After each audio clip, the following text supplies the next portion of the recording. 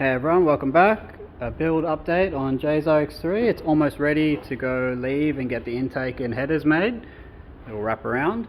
I got the OEM style front tub and rear tub sections made, and they're welded in about 80%.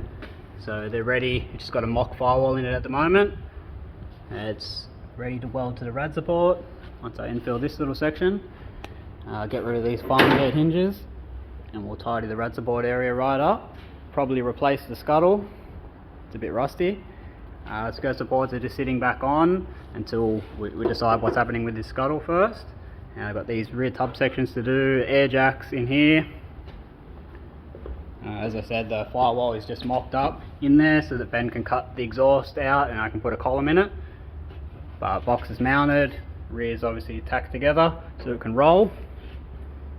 So in this video it's going to be another point of view, step by step, of how I made these front and rear tub sections, and all procedures, mistakes, everything left in.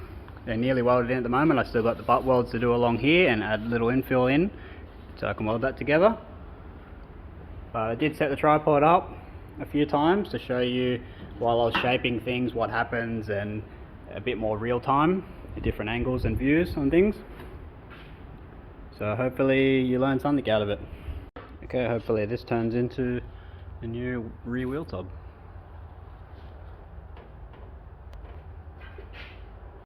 Probably just going to make these two little corners first at the top and then worry about doing the tub. Just going to tip this lip upwards towards it. Okay, so same process as the other day. Just multiple passes next to each other, give you a bigger radius. Get the corner piece sitting in somewhere where it's going to go, and you can make the rest of the tub now. Okay, so I've got the tub sitting back in place. You can see this area here needs to be pumped up a bit more, but we'll get there.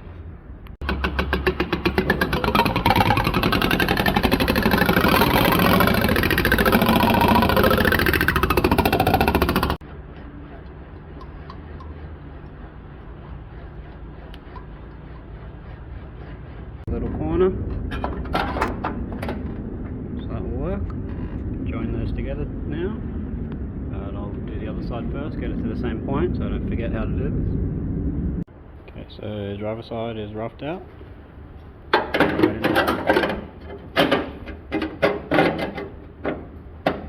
Okay, and I've got the top piece. Sweet. Okay, a few MIG tacks on there just to hold it. Just check how they fit in the car. Okay, still fitting good.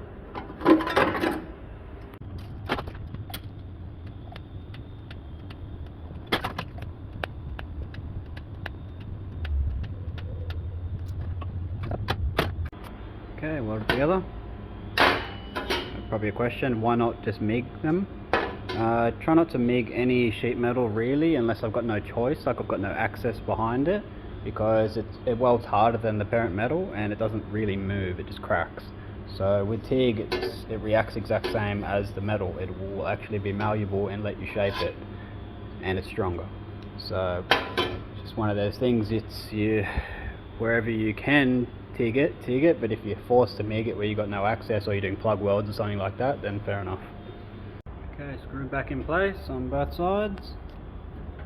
Where's the Clecos? I have no idea where my Cleco pliers are, so that's another mystery. That one, I think I've left them in a car and sent the car.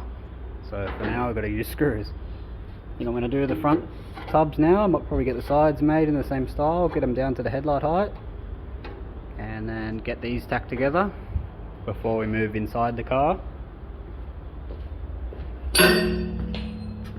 A bit of box section and stuff to remove here before we continue the tubs down, get them to that height.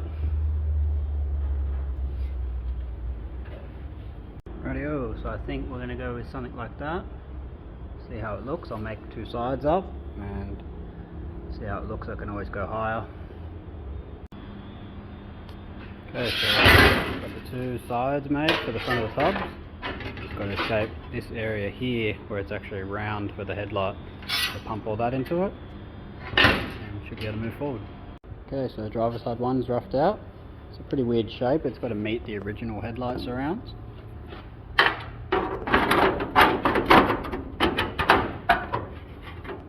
Okay, so it's meeting up there, we'll be able to tie that into the skirt support once we cut this lip off.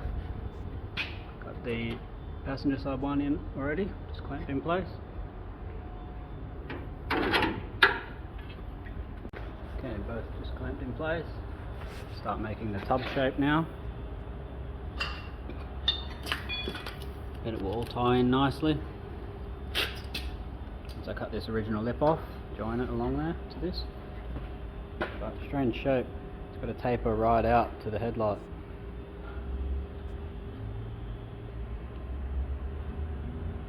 Alright, so I'm suspecting that I've got to really shrink this area there to pull it around.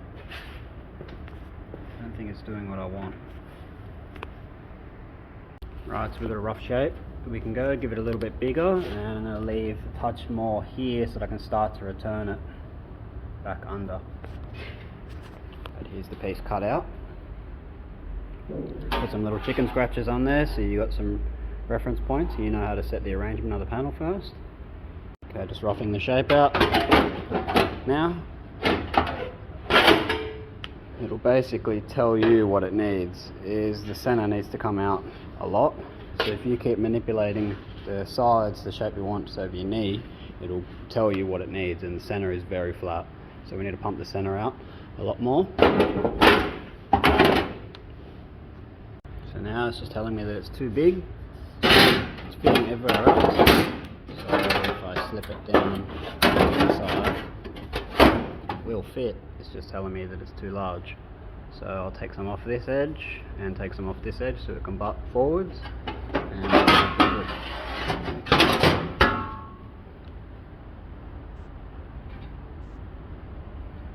Right, after trimming the top and the side, much closer to fitting. So wants to fit there nicely with no pressure. It's the key part. We don't want to give it any pressure to hold it there because it just tells you that it's the wrong shape. So we want to start using the linear dies to kick this back out now. Alright, so what I meant earlier about setting the arrangement, so if you put your little chicken scratches on there to tell you where you want the panel, you can sit it on there and you realise, okay, cool, it's got to have this go this way and this way. So you just put it on the old Aussie wheel, just bend it over your knee.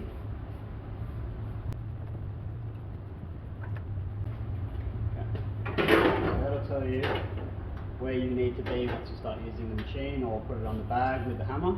It'll tell you that the center is extremely flat, so you've got to pump this center out. There's a few ways to go about this. You can put it on the bag and stretch that area out with the mallet, or you can just run it through the wheel, continuing until it gradually pumps the center out, which takes longer, but it's the way I've done it from the start because I feel like I've got more control over it. Instead of me putting these little high spot stretches there, it seems to move at different rates, so I like to use the wheel and I can actually watch where it's going. But because I have this machine, I may as well use it. This will give me a rapid stretch in the middle and speed things up a lot. So after stretching it, you can obviously see that it's really out of shape. So to get that back, you just manipulate it back into shape. Not too hard, you don't want to kink it, but it will come back to where you set it up. Okay, so you can see we need to go more on this side here.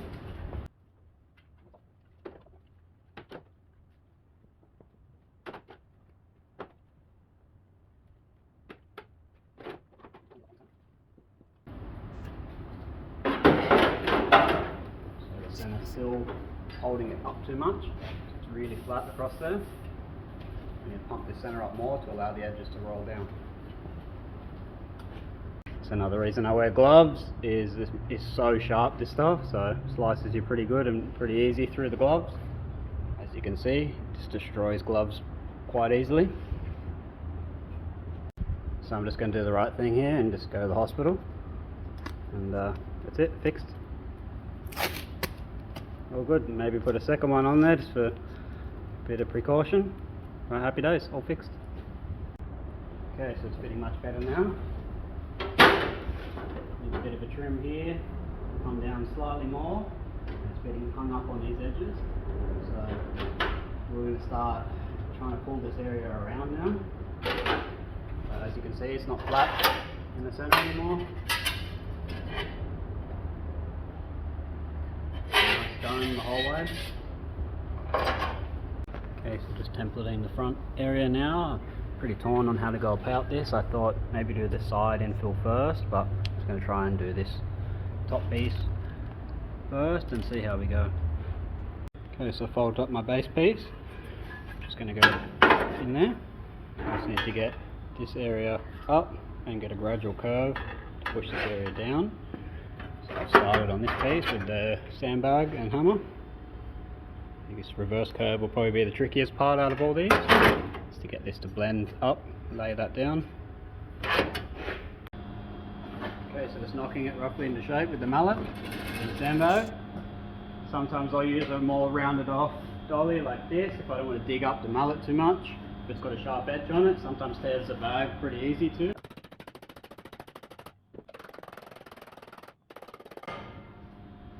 It makes you really appreciate some of the shapes you see on some cars, because this really takes it out of you if you're doing this for a few hours a day.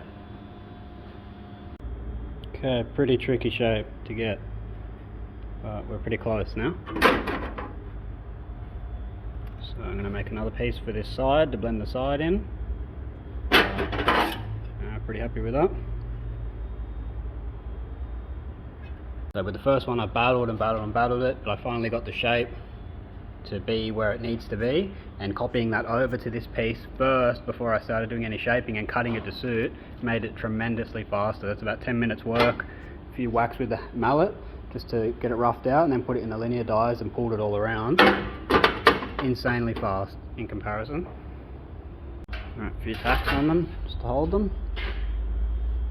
And I think they're going to move around on me a fair bit when I weld them. But I've just got this tiny little infill to do here. Once I trim this down, I want to get them welded and see where they sit first.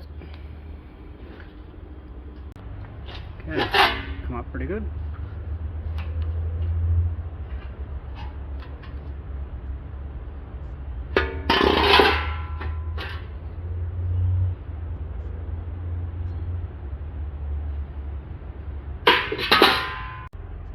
Okay, Clecos back in the car. So I've just got to fix this little edge here, bring it to about there, and you put a little infill in. But other than that, fitting pretty good. Same as this side. Push this area down a touch, and another little infill.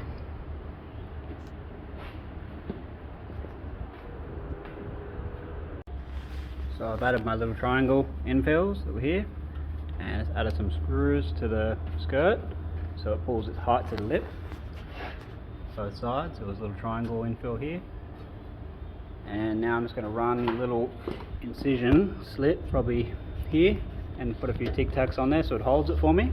But all this will get pulled directly to that lip. It'll get chopped off probably up here and joined up the top, so it all looks factory.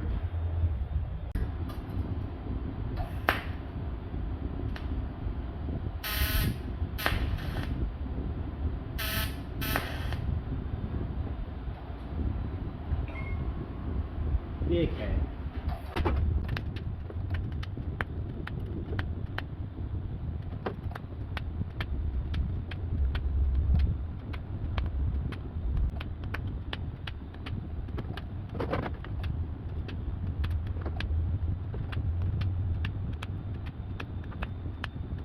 Glued together. My tigs are ugly.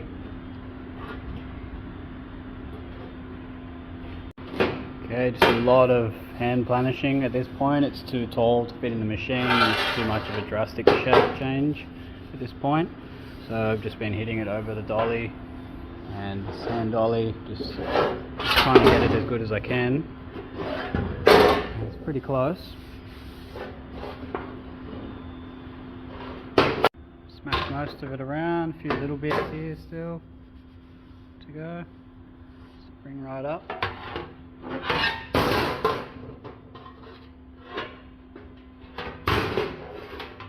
Okay, just test fit them back in. I've got to trim this bottom edge, just want to double check it.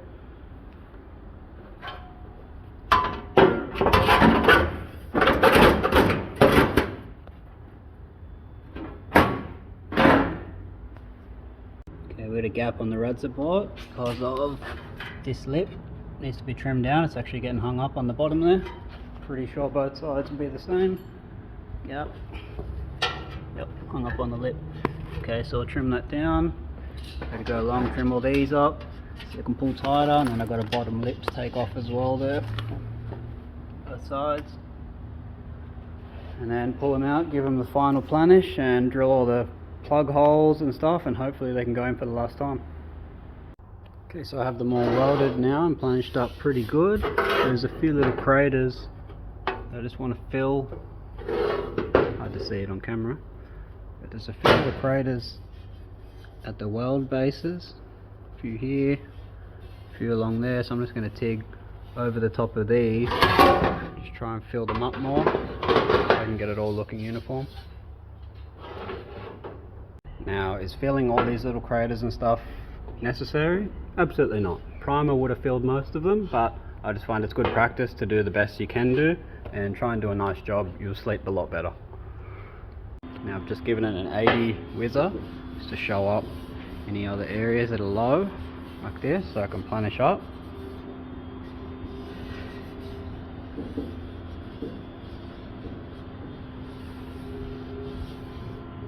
I think what sucks the most when you're starting out and you don't really know what you're doing, like me, is you think, oh, I'll just smooth this area out on the wheel, it'll be right.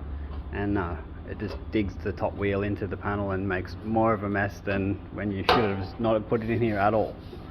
So, all a learning curve. Basically follow along if you want to find out what not to do, because that's what I do 90% of the time. To save boring you guys, I'll just put up a quick little tripod video of me smacking it over this, because I was here for hours doing these.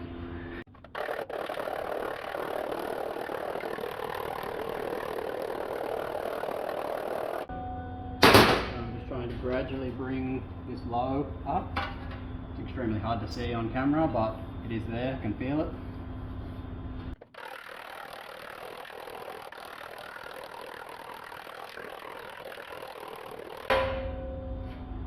Okay, so how far do you go? Well, you've got to draw a line in the sand, and with this car we've got to realise that it's a drift car. At the end of the day, we're not building a trailer queen show car, so we want it presentable and nice, but not spend days there file finishing it, going crazy. The car's not going to get trailer to events in bare metal and stuff like that, so we don't need to go to such a high level. It's going to get primed, bogged, painted, whatever, and driven. Right, so back in the car, lip's now sitting flush.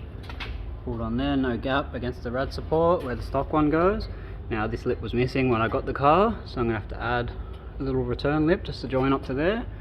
And we can cut this skirt up here now because we're all the way at the top there, and we can join to it. Other than that, coming along pretty good.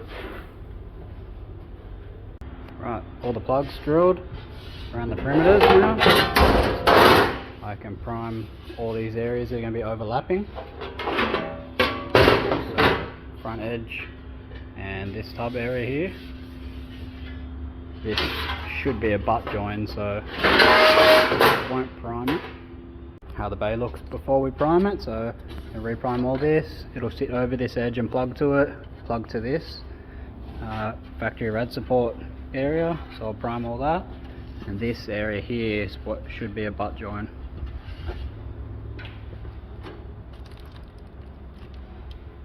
I changed the shape of this while I was here. It divoted in before and had two welded on nuts, but obviously we're not going to use those anymore, so I just made it the same shape as the other side. Okay, weld through over any overlapped areas. Okay, so same as this. Any overlapped areas just weld through, and I just pissed a bit of etch just over the welded areas just so it can seep in there and it just stops anything from rusting before we paint this properly. Back in for the last time, ready to start welding them in.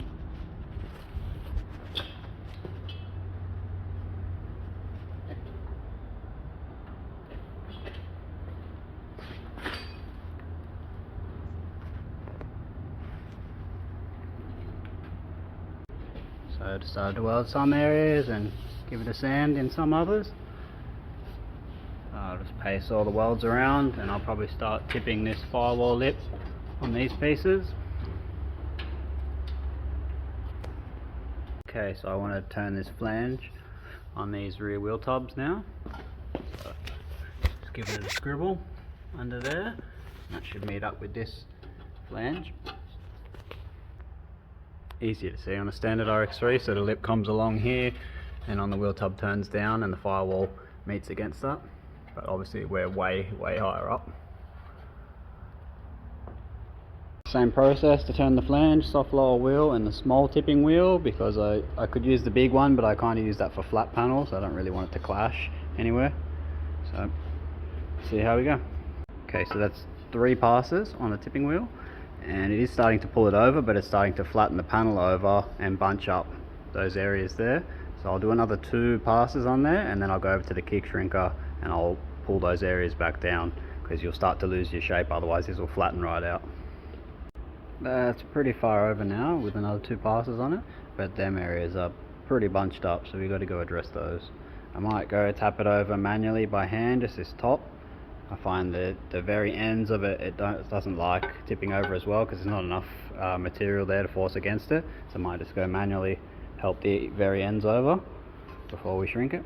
And to do that, just suitable die, sit it right on the edge there, just give it a few hits just to help it over, same as this backside, and then go over to the kick shrinker and address these bunched up bits. Okay, so they're turned over a bit more now, both ends. I also gave the bunched up areas just a few taps down, otherwise we won't be able to fit it into the jaws of the kick shrinker. It fits in pretty easy now. Now you don't want to go overboard on this, probably like 1 pump per bunched up area. You don't want to go too far. It's easy to shrink it more, but it's harder to stretch it back out, so just be very moderate with your pressure. Okay, as you'll notice when you start shrinking this, just use moderate pressure on there and you'll see the edge start to pull itself over.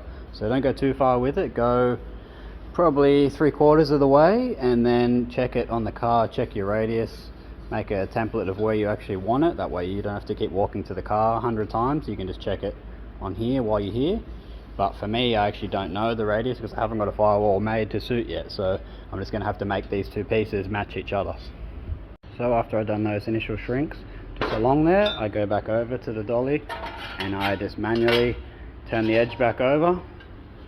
It's good practice to go back to the car and check it, because sometimes when you tip an edge, you are like 5 mil further forward than where you want to be, so it's easy now to chuck it on the dolly and you can creep the edge back, whereas it's almost impossible to bring the edge back out without making a mess. So we'll check it on the car, see what we need to do with the radius. Okay, so this edge, it won't let it pull down to it. It's telling me that it needs more shrunk out of this back edge, about there, to let it pull down tighter. So that's what I meant about when you tip the edge, it really flattens your panel out. So just got to go shrink this edge probably about here. Okay, so that was 1 little kick on the kick shrinker and it moves a lot, so you just got to be careful with it. It's saying that it wants a little bit more to meet those 2 edges together. I'll give it some more. Another thing to note is you don't want any flats, so just run your hand along there, make sure there's no flat spots on there. If there is, address them. If you need to shrink an area some more or stretch an area, just do it while you're here and try and keep the radius nice.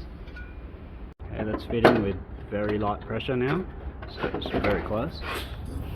The lips are touching each other, so I'm going to get the other one to this point now. Okay, other side pulled out, so this one's the one with the turned edge. This one's got nothing yet. Repeat the process.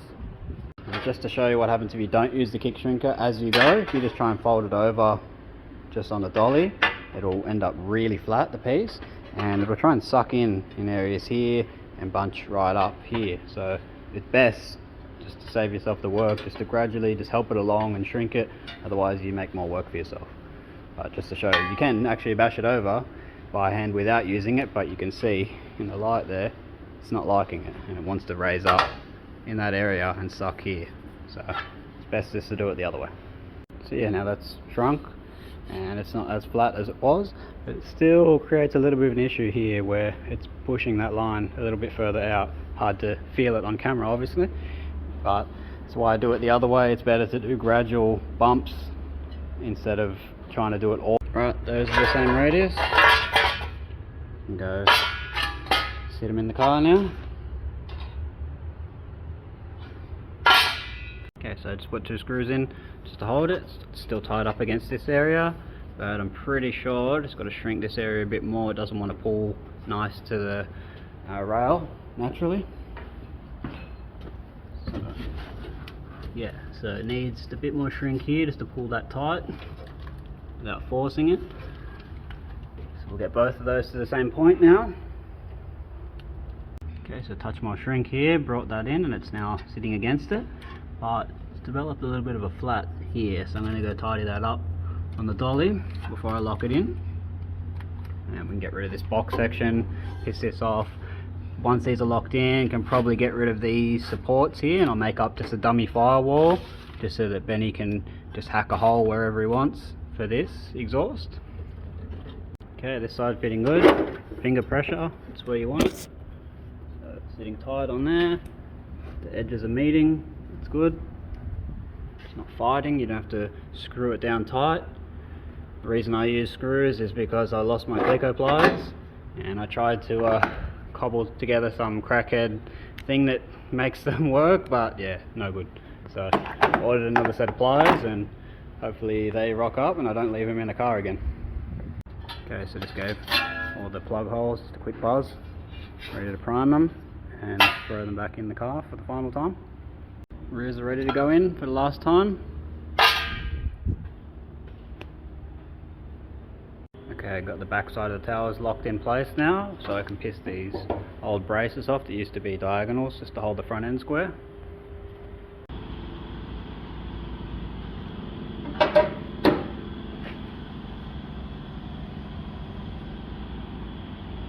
Okay, pretty much ready to start making a firewall now. Got these rears in. I'll probably piss this box section off just to get it out of the road, but like 80% welded in. Got skirt supports just sitting back on there. I've still got the front rad support ones to do and these butts to do. But front's basically in. Still got along here to go and bottom of this one.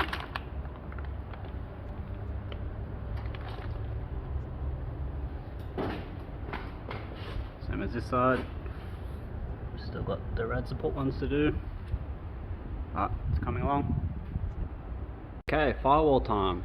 So what most rotary shops do here is they go to their garden shed and they go from the rails and they put a big upside down wheelbarrow on there, massively oversized, and then they put about 500 folds in it so it looks like a roller shutter. Yeah, it looks great. So we won't be doing that. Right, got the top lip tipped on there, just clamped in place, and in order for it to come forward I've got to put a fold here, about 220, start breaking that back. Just going to do the start of the brake here, so let the firewall sit down against the rails. Okay, so just sitting in place now, you can see that the first brake is giving it this fold. We've got another roll along the bottom here, so just got to add that in and we'll let it come forward. Okay, so the very top fold actually has to come down a bit to meet the right angle, and that should let it all pull forwards.